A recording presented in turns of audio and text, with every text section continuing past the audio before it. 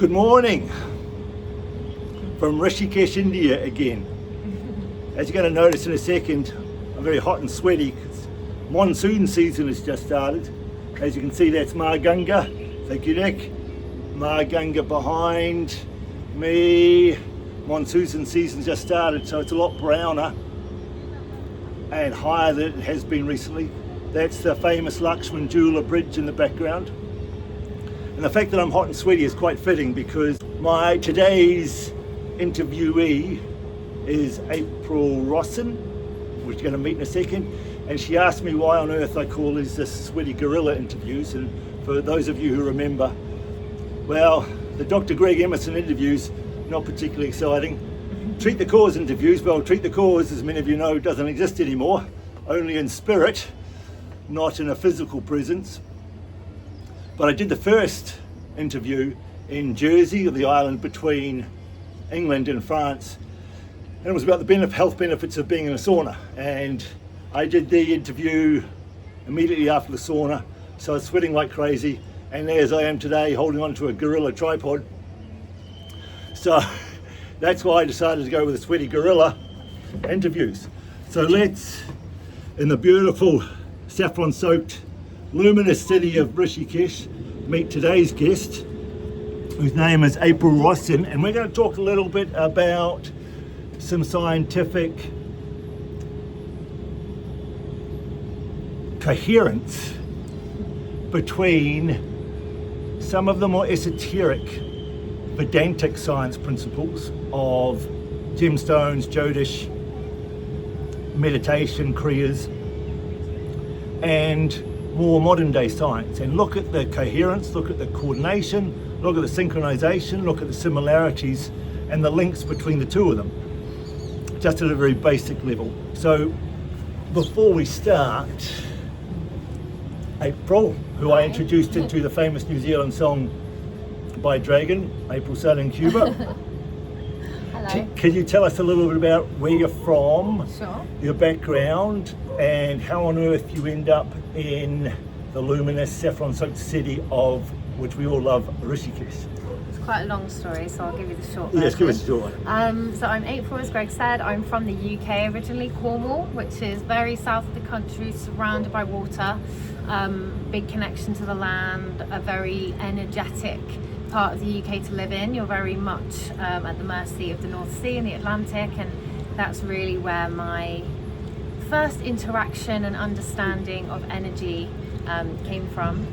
Thank you, G. Sorry, we just got the housekeeping ring. It's India! India, coming into our interview.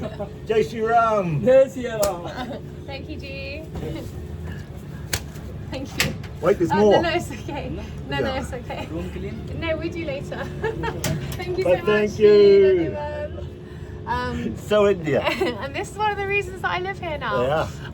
So yeah, I'm from the UK originally, very energetic part of the land, very connected to the sea and the elements, living very much on the coast and the cliffs of the Atlantic. Beautiful part of the world. I came to India first when I was 16, and then back again more recently in the last 2 years to really deepen my practice with spirituality and energy.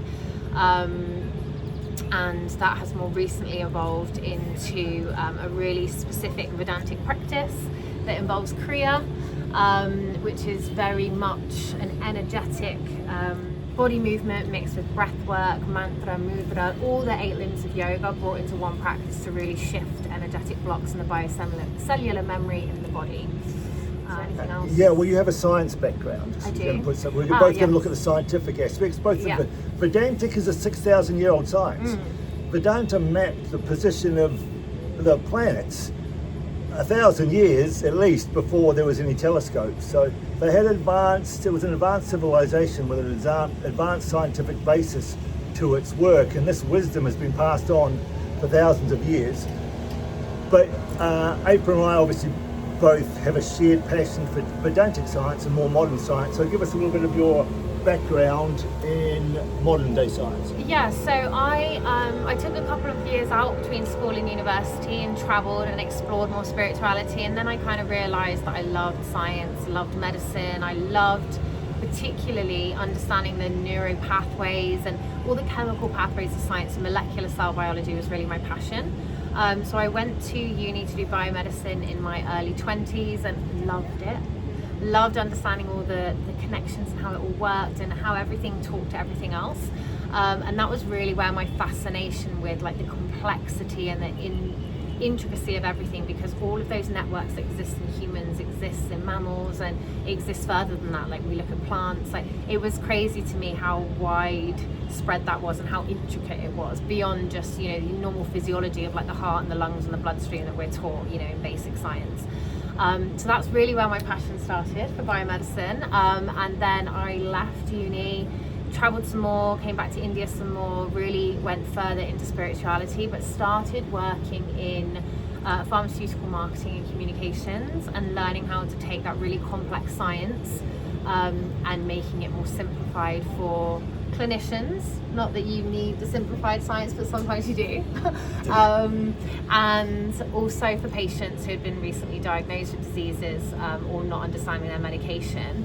And I think the more I've worked in that and the more I've evolved my spiritual practice simultaneously, the more I recognize that actually prophylaxis, which, you know, Western medicine talks about all the time, like we need to look after the body before it's sick and preserve our health before we get sick, but it doesn't really put anything in place to make that a reality. So we very much have medicine and a hospital network and a care network that's based on you get the care you need. And so spirituality really became that bridge for me.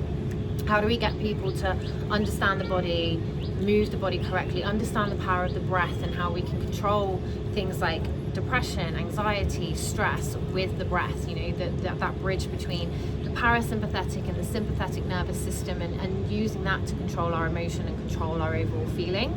And that's kind of just continued to snowball for me. And it's gone from there into every avenue, and obviously you talk about Vedanta and the planets.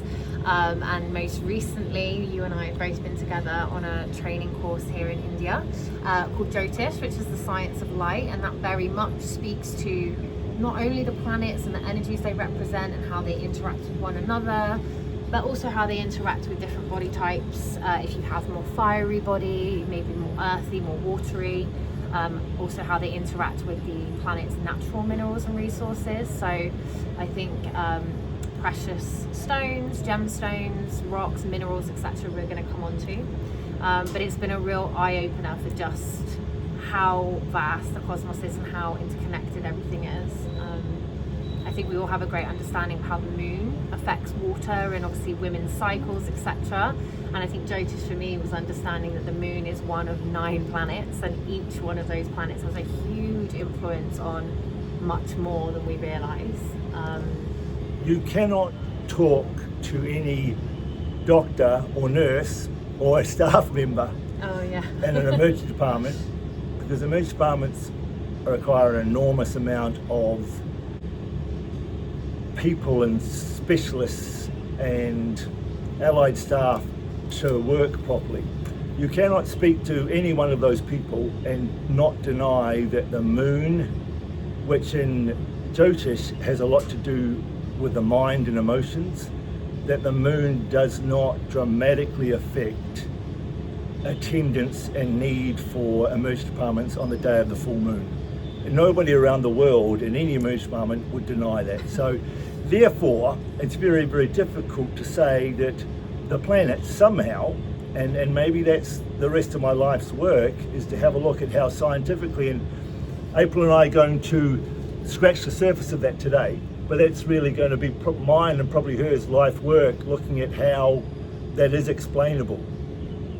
Because we do know, and I've talked about this a lot in previous videos related to the mitochondria, that the planets and our 1 quadrillion mitochondria, well, our 1 quadrillion mitochondria produce vibration and electromagnetic frequencies and biophotonic light, as do all of the planets. And our 1 quadrillion mitochondria, everybody thinks of them as powerhouses of the cell. Well, we now know they're not the powerhouses, they're more like the CEO of the cell, including deciding which of our genes switch on and switch off.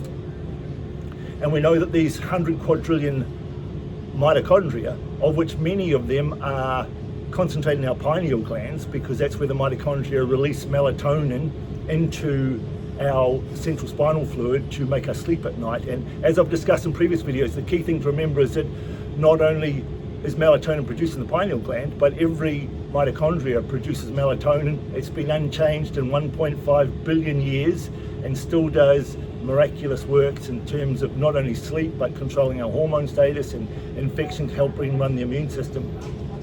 So not only do the mitochondria in the pineal gland release melatonin, but so does every mitochondria in our body, and we have 1 quadrillion of them. And those 1 quadrillion mitochondria not only producing electromagnetic frequencies, light and vibration, but they can also detect those from the environment.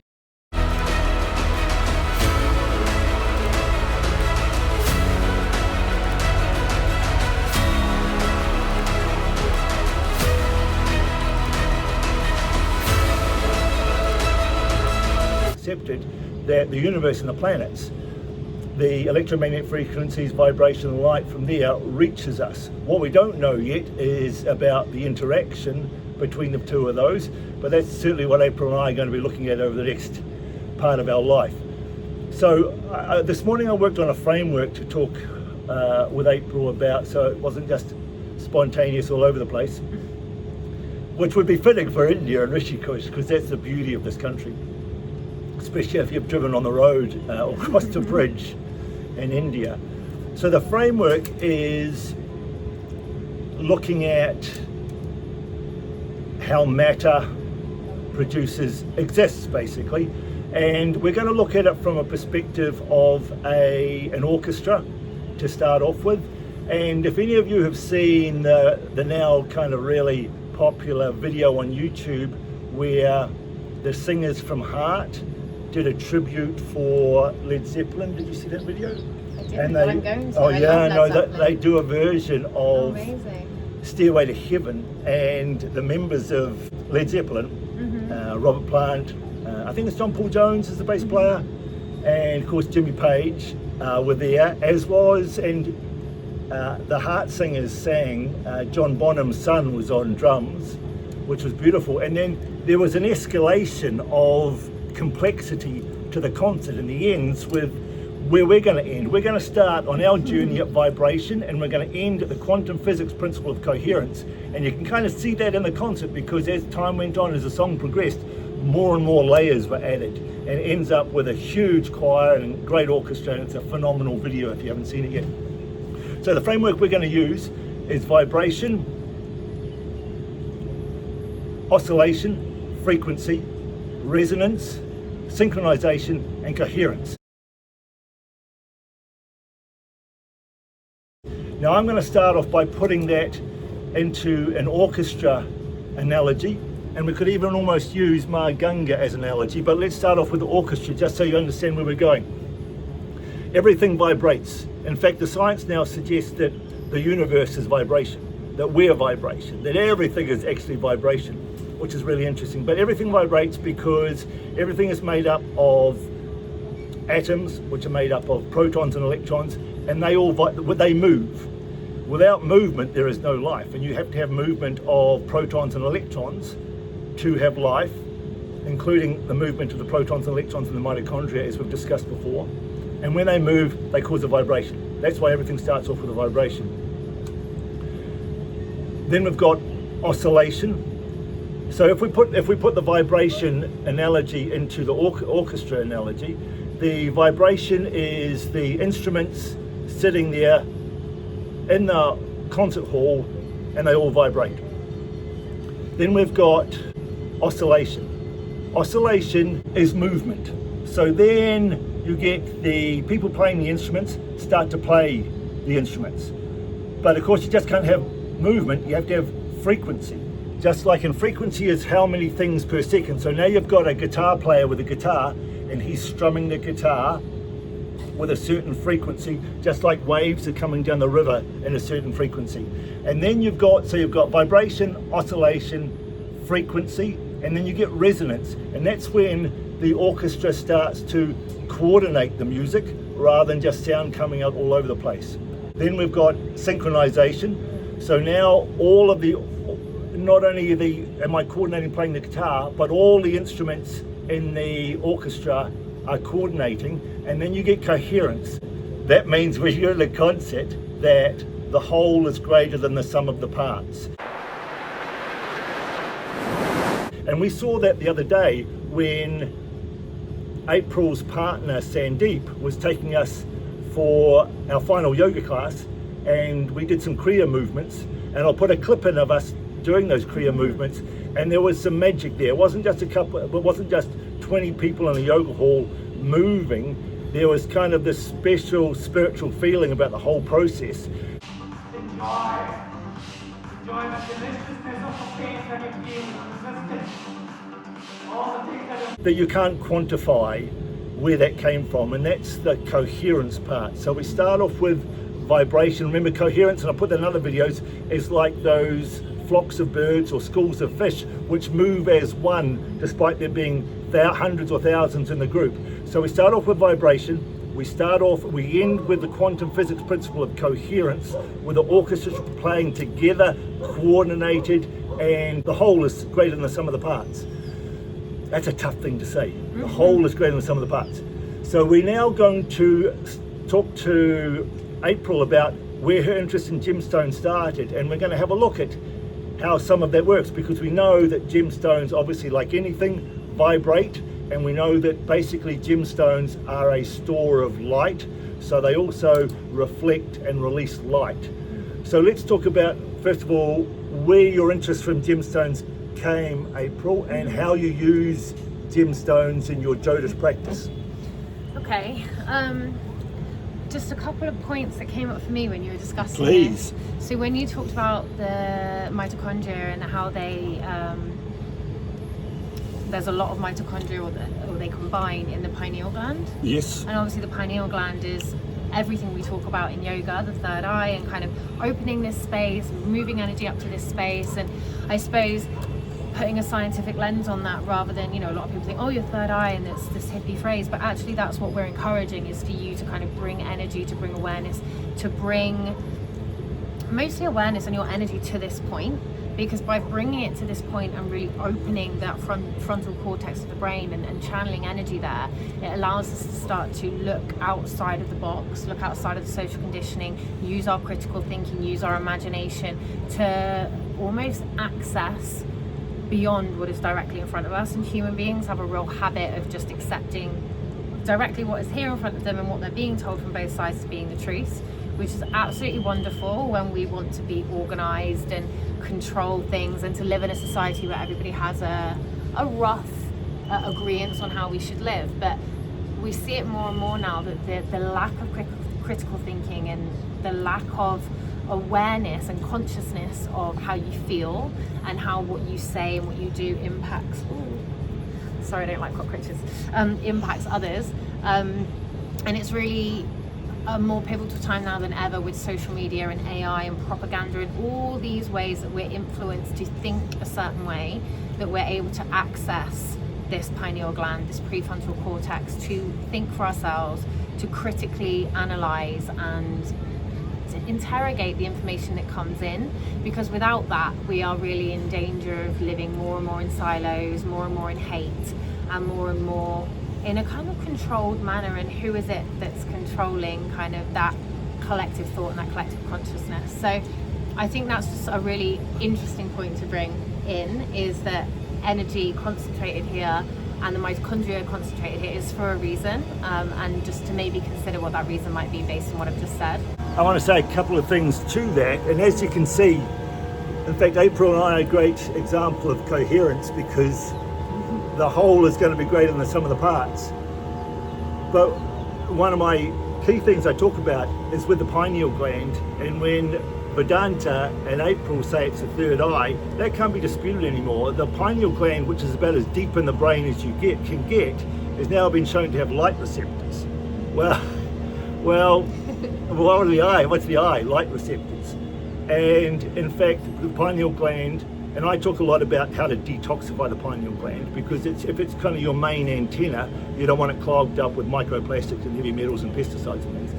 So not only does it have light receptors, but it also utilizes one of the key food chemicals, or chemicals is the wrong word, but key fatty acids in the world, which is DHA, which you get from seafood, because DHA is the only molecule in the world which can convert light signals hitting our eye, so that light hits the back of our eye, and then converts that into an electrical signal, which then is conducted by nerves to the brain, particularly the pineal gland. So the pineal gland has got light receptors, but it also uses DHA from seafood to convert light signals into electrical signals, and that's how we coordinate our circadian rhythm, which coordinates everything in our body.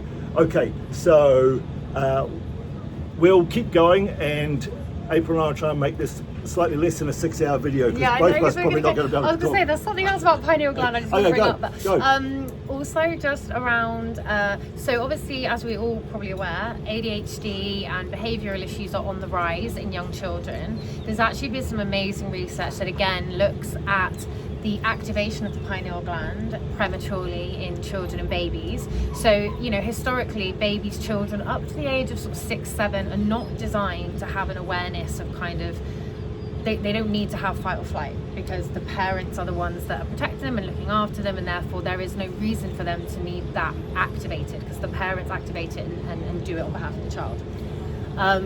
Unfortunately, with kids having more and more screen time and the blue light involved in the screens, and also the content and the way that the content is delivered, it's activating the pineal gland, and it's activating this fight or flight response and dopamine and all these receptors and all these hormones and chemicals that shouldn't be activated in children from such a young age are being activated. And once that pineal gland is put into a fight or flight state prematurely at such a young age, it's very, very difficult, if not impossible, to reverse that and basically switch it back off.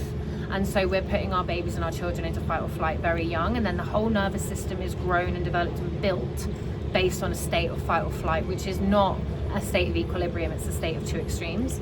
And that's actually now being seen and presenting as behavioural issues in kids, and it's why, you know, memory and ability to concentrate on videos and things like that has gone from kind of a couple of minutes, and you can see even in our lifetime, like if you looked at our attention span now, it would go from where it had been maybe 6, 7 years ago to where it is now. Sorry, I got distracted. Yeah, no, I'm kidding. It's got reduced massively, and that's a huge piece of research that's being done at the moment, also to do with the pineal gland. So, but anyway, fantastic. So let's now move into chapter 2, which is away from modern science to Vedantic science, because I'm going to talk to you about gemstones. Because, as I said, gemstones vibrate. Gemstones produce vibration, and they reflect light. They're seen as a store of light. And one thing I want to know, I've always wondered about, because April keeps telling me that I need to get a green emerald ring because I need my mercury strengthened. Well, I don't know if you need it strengthened. You're very intelligent. You need it refined. Refined. You need to calm down this 100-mile-per-hour intellect and just refine it a little bit. Not the first person to tell me I need to be a bit more refined. It's in a beautiful way, right? Yeah. There's no such thing as bad energy, bad mind. It's just refining it. Before we get into that, what I want to ask you is, I have this, which I've worn for the last 20 years.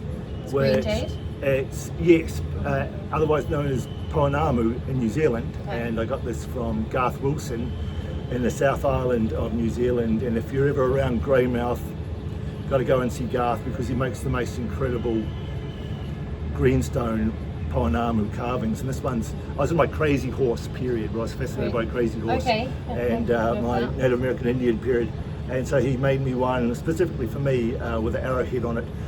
But this, so I was hoping that this would be like equivalent of a green emerald, but sadly it's not. So I have to invest in a green emerald as well to stabilise the curiosity of my mercury. So what's the difference between a rock on the ground or a stone I find in a river, an actual gemstone? Oh, good question. I mean, let's just caveat this whole interview by saying I'm no expert in gemstones. I'm very new in my journey of gemstones.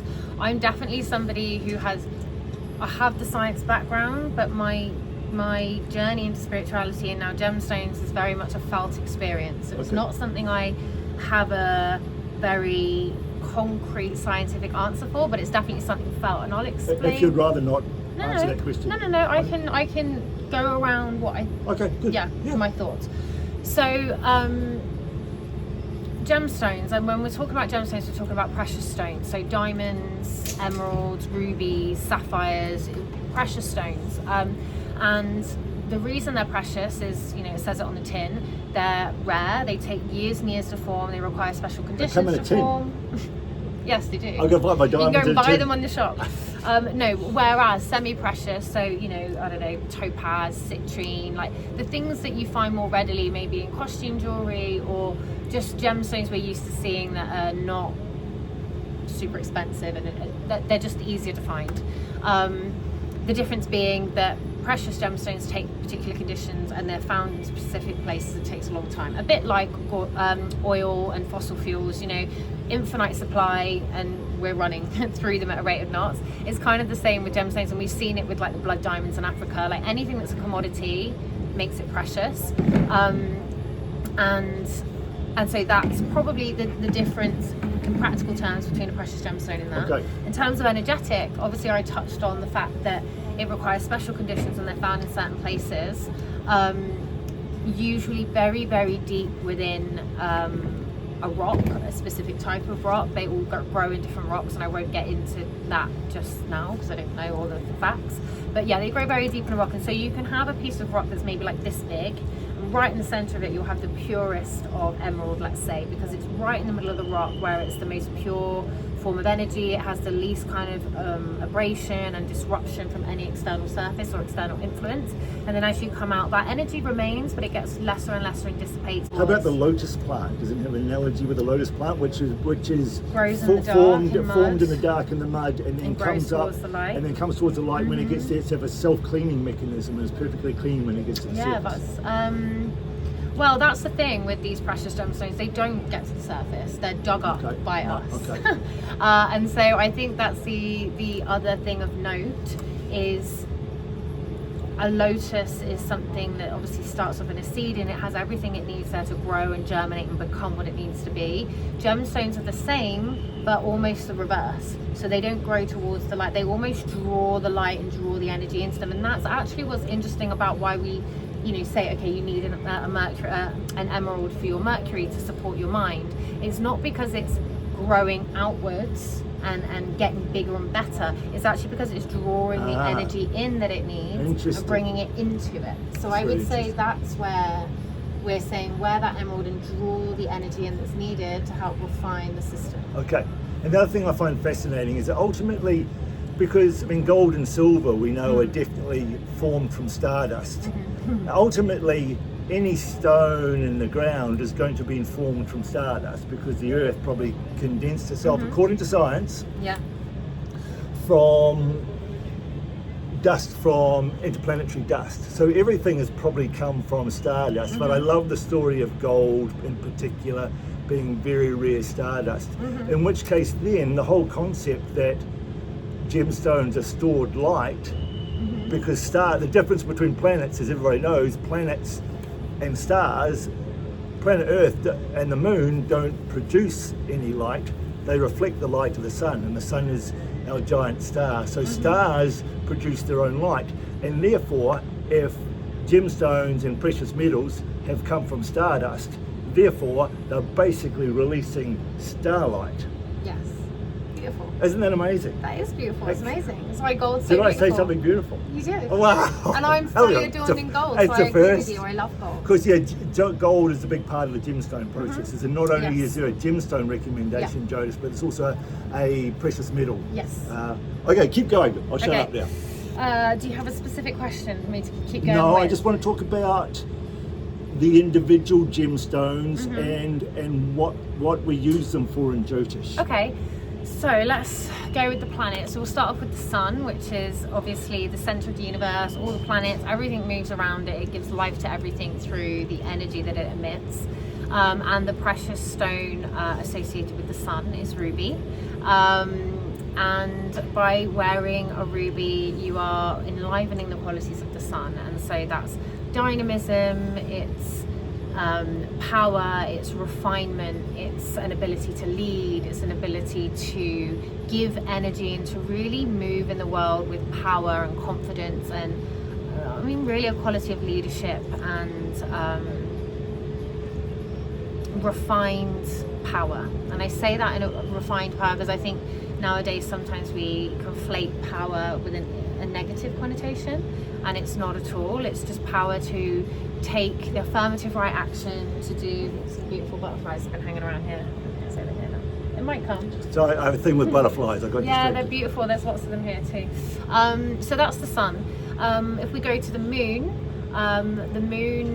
by contrast to the sun, as Greg mentioned, is very absorptive of the energy. So it's a really absorbing planet. It's related to the psyche, the emotions, femininity. And when I say femininity, I don't mean women, I mean the feminine qualities that live in all of us. So that ability to nurture, that ability to be in touch with the emotions. And as we know, moon is associated with water, whereas the sun, that kind of light giver, is much more of a fiery energy. The moon is much more of a watery, absorptive energy.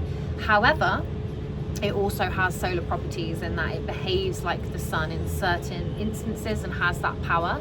And so with the moon, it's pearl that is associated with it. It's the precious stone, and that's sea cultivated pearl, not freshwater pearl. And the preference is that it's a naturally cultivated sea pearl rather than a farmed kind of one. However, I know it's now illegal to kind of harvest sea pearls, and so cultivated sea pearls are fine. But again, it's that piece around it being kind of naturally derived from the earth, naturally grown without any interference from humans. Anyway, wearing that really helps to refine the psyche, refine the mind, refine our emotions, and use the kind of solar quality of the moon to make sure that we're directing our emotions in a way that serve us rather than inhibit us. Moving to Mercury in the mind, and the reason I moved there is because there's a real strong correlation between Mercury in the mind and the moon and the psyche. Human beings are the only species on Earth that use their greatest asset, which is our mind, as also our greatest foe, and I think you'll all probably resonate with that. We really use our mind against ourselves far too often than we should, with rumination, negative self-talk, inventing scenarios and all sorts. It can be an asset as much as it can be really destructive.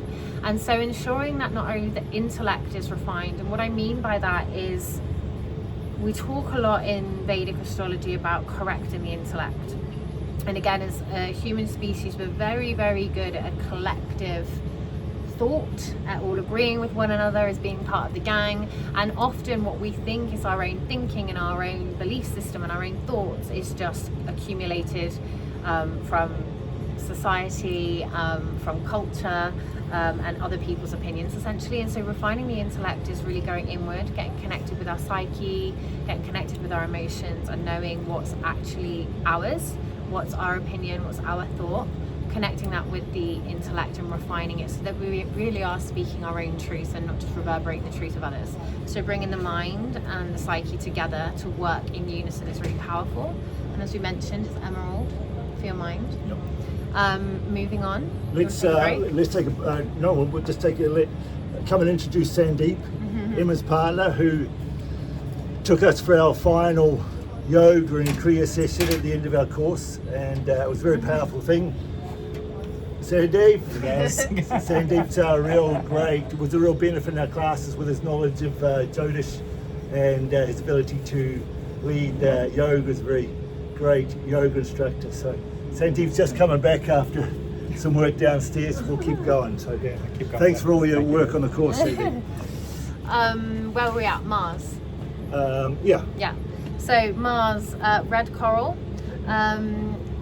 Mars very much associated with dynamism, fire, a real ability to get things going. Often people that have strong Mars work in the military, engineering, technology. They're very action, problem solving focused, and it's a real fantastic energy to channel when you have a goal or a project that you want to get started and really bring to finish. So Mars is an excellent planet to kind of have and refine in your chart. And I say refine because when it's unrefined, that's where we can see qualities of sort of conflict, anger, aggression that are quite common nowadays with misplaced Mars and misplaced energy. And that's very much related to when people don't have a place or something to belong to, a group to belong to, a purpose. And again, going back to Mercury and refining the intellect, we're really able to identify with our purpose when our intellect is refined and we really know who we are. And you can start to see how all of these things ladder up to one another. I just want to say briefly that it's very important to understand that Vedic astrology is a 6,000-year-old science, and it's very, very different to astrology that you're going to read about in your local newspaper. And the recommendations for any what we call upayas, which are ways you can help yourself feel better, do better based on your Vedic astrology chart,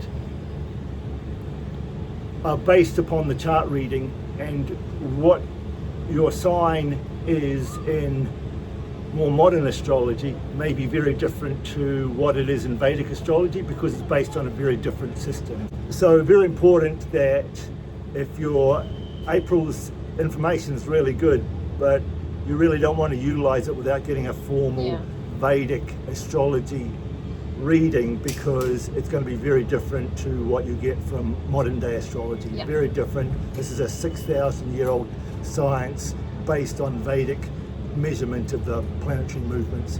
Okay, so let's quickly run through the first few. We'll quickly run through the last few planets, and then we won't talk about Kriyas and meditation today because April and I could talk all day. As you can see, what we'll do is we'll make sure that we do a part 2 and a part 3 where we talk about Kriya movements and meditation. So let's finish up with the gemstones. What's after Mars? Mercury, Mars, Venus.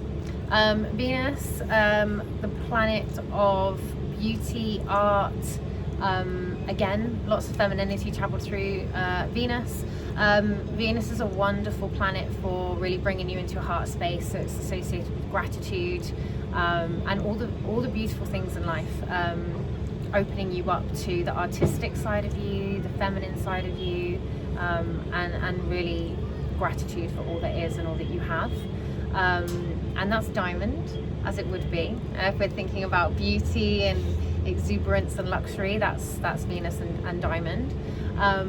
Moving to Jupiter, staying on the train of luxury and exuberance. So Jupiter is a massive planet, as you know, as is Saturn, and they're both known as kind of guru planets, more mature, kind of ancient, huge planets that have a lot of sway and pull on our lives and our energetic presence.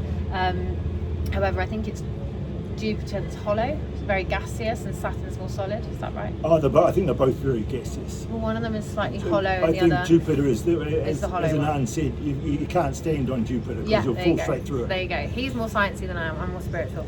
So Jupiter will bring lots of abundance in your life. It is a very grounding planet, and actually when you bring Jupiter and Saturn together, it has a very grounding energy. So Saturn is the planet of wisdom, of life lessons. It's very much said that Saturn is here to make you evolve or suffer. And what we mean by that, when we go back to Mercury and the intellect, is if you're unable to evolve through your unconscious thought patterns and your social conditioning and your self-limiting beliefs, you will continue to suffer.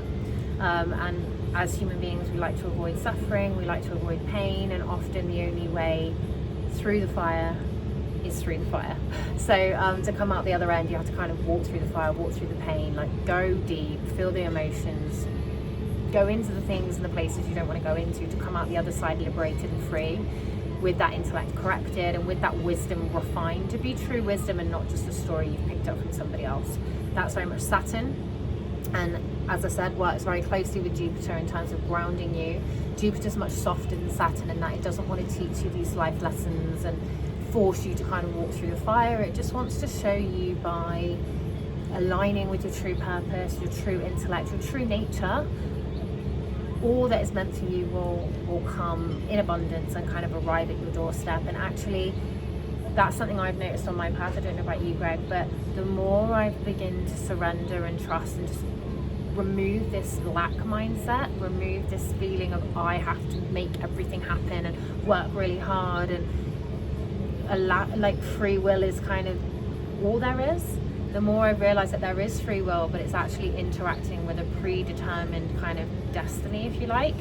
The universe is working for you, is conspiring to give you the best life you can lead and for you to live in your most authentic, true expression. And the more you relax into that and believe that and refine your intellect and just let it go, stop trying to control everything, the more you'll find beauty and abundance and all the things you want in life just kind of come to you.